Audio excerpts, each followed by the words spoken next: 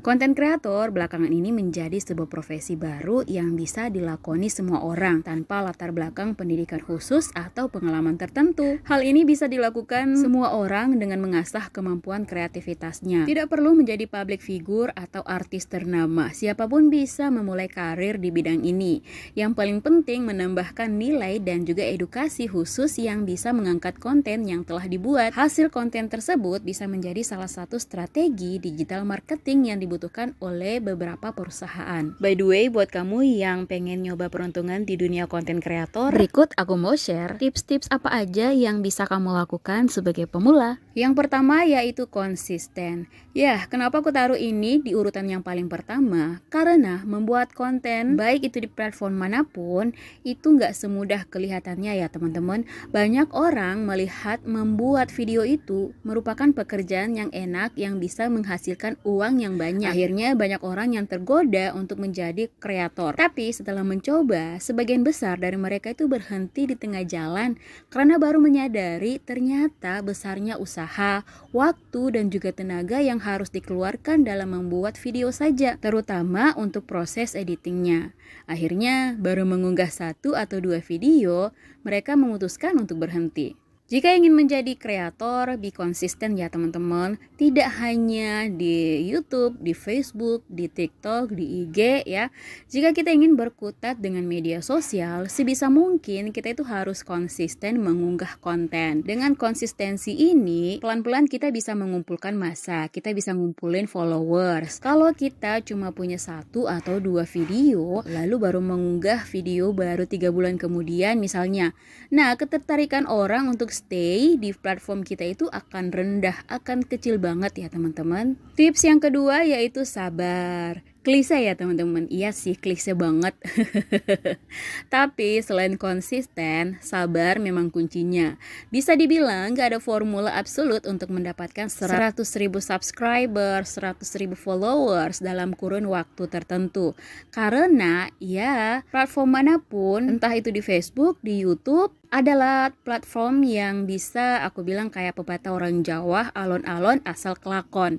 Yang penting terus bikin konten, lama-lama subscriber kita itu akan naik, followers kita itu akan naik. Yang ketiga yaitu jangan langsung beli alat-alat yang canggih. Nah, kesalahan yang sering aku tuh lihat terhadap teman-teman yang baru mencoba menjadi kreator adalah di saat mereka lagi kena euforia nge-YouTube, euforia FB gitu ya, FOMO gitu loh. Mereka tuh langsung beli kamera bagus dan juga mikrofon yang bagus, lighting yang bagus. Sebenarnya itu ya boleh dibilang gak worth it ya teman-teman.